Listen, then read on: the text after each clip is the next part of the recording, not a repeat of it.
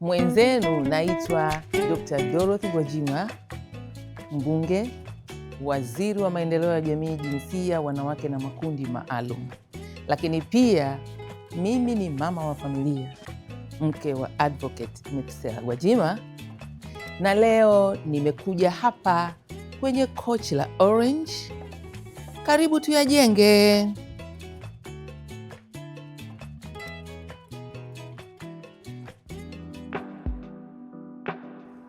Ni makosa gani ya kifedha unaona wanawake wanafanya mara nyingi? Ndugu zangu, sisi wanawake ni wajasiriamali wazuri sana, lakini katika kuzitafuta hizo fedha kuna makosa tunayafanya, na tukiyabaini tukaamua kuachana nayo tutaupiga mwingi sana. Kwanza, wanawake wengi, yaani yeye akiamua kuingia kwenye masuala ya kutafuta fedha hapangi, yaani hafikiri kwamba sasa ifikapo Juni mwakani nataka niwe na kipato changu kiwe hivi, kifika miaka miwili iwe hivi. Yaani akisikia tu kuna mkopo, huyo kaenda zake. Na hapa ndipo tunapoangukia kwa watu ambao wana fedha, sijui walizipata kwa juhudi zao, pengine wako tayari kuzitoa ili wakudai wewe. Hii inaitwa kausha damu. Mkopo hauna mipango, hujautafasiri, hujautafakari, ila hela unaitaka. Kwa hiyo lazima tuhame kwenye tabia ya kuamka tu leo nataka fedha. Kweli tunataka fedha za dharura, lakini lazima tuwe na subira. Kwa nini? Tutafute fedha kutoka kwenye mifumo rasmi ambayo imewekewa utaratibu, mpaka bima za hizo biashara tunataka kufanya zipo ndani ya mikopo hii, na mikopo hii inapatikana kwenye taasisi rasmi. Mfano NMB, nenda kwenye jukwaa la wanawake jasiri NMB, utapewa mafunzo. Kipindi ambacho uhitaji hela ndio kipindi cha kuwekeza sasa kwenye kuzitafuta hela, ili zitakapokuja kuhitajika wakati wa dharura uwe ulishajiandalia. Utafundishwa pale NMB, jukwaa la wanawake jasiri, kipindi ambacho una amani tu. Usikae tu nyumbani unasema kwamba mimi sasa hivi nina hela bwana, nimelala, nimekula, nimeshiba. Hapo ndo pa kuwekeza, ukijua kwamba kuna dharura inakuja. Wakisha kufundisha, utajua na jinsi ya hizo biashara zinakuwa na bima gani. Watakukopesha sasa, watakufundisha kuweka na akiba. Yaani unakuwa na akaunti yako, lakini unakuwa na kipochi pembeni kwa ajili ya hiyo dharura inayokufanyaga ukimbie uingie kwenye mikopo ambayo baadaye inakuumiza kichwa. Mnaita kausha damu. Ni matokeo ya watu wasiokuwa na mipango wakati wa amani. Kwa hiyo ndugu zangu, tabia ya kuto kufikiria kimkakati wakati wa amani ili uwekeze, tabia ya kuamka tu wakati wa dharura unataka hela, hiyo ndio inatufanya sisi wanawake tushindwe kufikia malengo yetu. Lakini changamoto nyingine kwenye sisi wanawake wengi, makosa tunayoyafanya, tumepata sasa hizo hela, mkakati wa kuzitumia. Wamesema pale wanaozesha, tukachange tujenge heshima. Wamesema pale wanatoa mwali, twende. Kijora kipya kimekuja Kariakoo, naenda na mimi. Kwa fulani pale wametengeneza wanja, wametoka sijui, twende tukachukue. Kila kitu tunakitaka. Jumamosi na mimi nita marafiki zangu na kwenda. Msuko wamebadilisha, wamekuja mpya, twende. Hakuna maamuzi. Lazima tuweze kujipangia tunataka nini, na sio lazima kila kitu tukipate. Kuna vitu lazima vikupite. Ndugu mwanamke mwenzangu, haina maana kwamba utakuwa sio wa maana, hautakuwa sio wa mjini sana, sio wa kileo sana.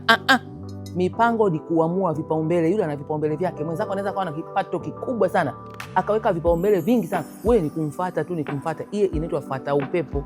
Atakubadilishia staili yule, wewe unabadilisha staili, kipato chako kidogo utaingia kwenye mikopo. Lakini kuweka matumizi yetu, yani tunafanya biashara, mapato na matumizi, kumbukumbu hatuweki, tunaweka tu kichwani. Ukija kuulizwa sasa, nataka nikukopeshe, nipe kumbukumbu zako, miezi 6 imepita, wewe biashara yako umepata nini? Haujui. Ndio maana tunaambiwa benki ya NMB imefungua mpaka akaunti ambazo hulipii fedha. Unakwenda tu jina langu mimi fulani, kitambulisho changu hichi hapa, kutoka mtaa gani, ule pale, barua yako iko wapi, hii hapa. Yani vitu kama hivyo. Unafungua akaunti yako hata online tu, unafungua akaunti yako, unakuwa hela unazipitisha hapo, hata kama ni shilingi 1000 kwa siku, wewe pitisha tu, wakusome wale hata miezi 6. Ikitokea dharura, ukiwaambia jamani, mwenzoni nimekwama, huyu anaingiza 1000 kwa siku, haya mpe milioni. Tukiongea hivi vitu wanawake, tabia yetu nyingine inatufanya tuingie kwenye majanga, hatufuatilii taarifa zinazotuhusu. Tunasubiri rafiki yangu fulani alienda kule akapewa, anasemaje? Rafiki yangu yule akaenda akakosa, mimi siendi. Tupende kutembelea taasisi kama hivi NMB, unasema tu hodi, nimekuja leo mimi, sijikuweka sijikukopa, nataka taarifa. Wafuate hapo kwenye kaunta yako, utajikuta kichwa chako kinapata taarifa mpya. Unakuwa ni mtu ambaye unapunguza makosa katika swala la kuwekeza kwenye fedha. Mwanamke, halo,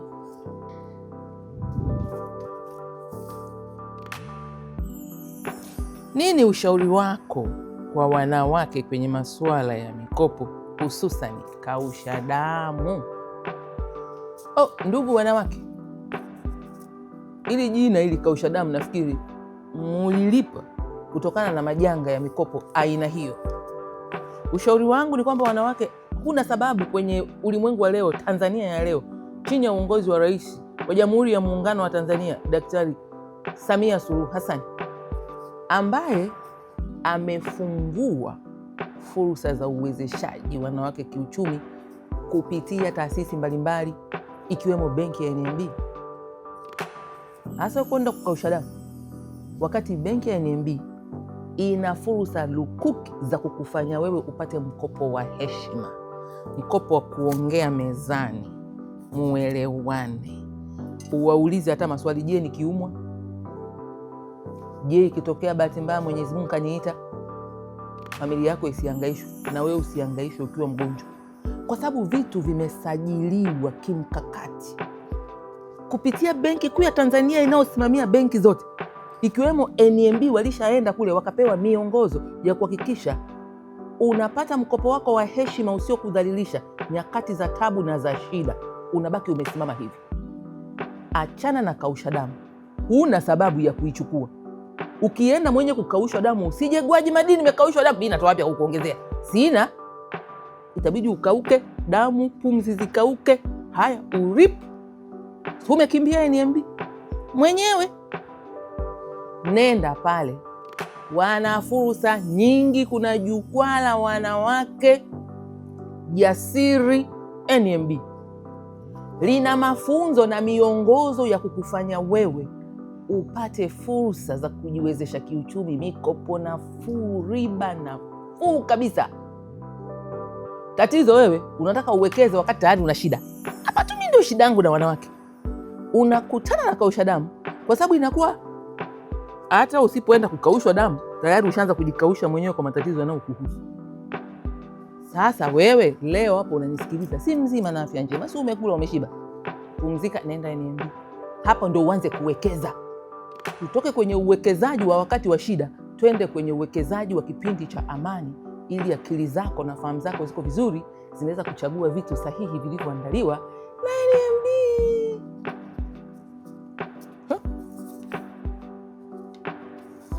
Ni huduma gani za NMB unazopendekeza kwa wanawake? Wanawake wenzangu, amkeni, twendeni NMB. Mimi napendekeza hatua ya kwanza, ngongongo, NMB mpo, Madam Ruth Zaipuna yupo. Huyo ndo mkurugenzi mkuu wa NMB anaupiga mwingi. Wakijua unamjua na yeye unawatajia pale mapokezi, mbona watakupa na kiti wakuwashie na feni, ukae msikilizane. Mako umeingia kwenye mkakati, umeingia kimkakati, unamtaja kwanza bosi wao. Nimekuja hapa, Madam Ruth Zaipuna yupo. Yupo, nakusaidia nini? Aya, nielezeni habari zenu.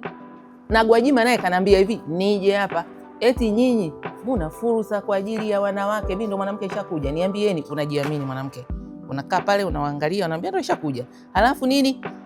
Ninataka, akasema Gwajima, mniambie habari za jukwaa la mwanamke jasiri NMB, ndio kapendekeza mnisimulie habari zake. Baada ya hapo, akisha kusimulia habari zake, utanikumbuka, utajuta.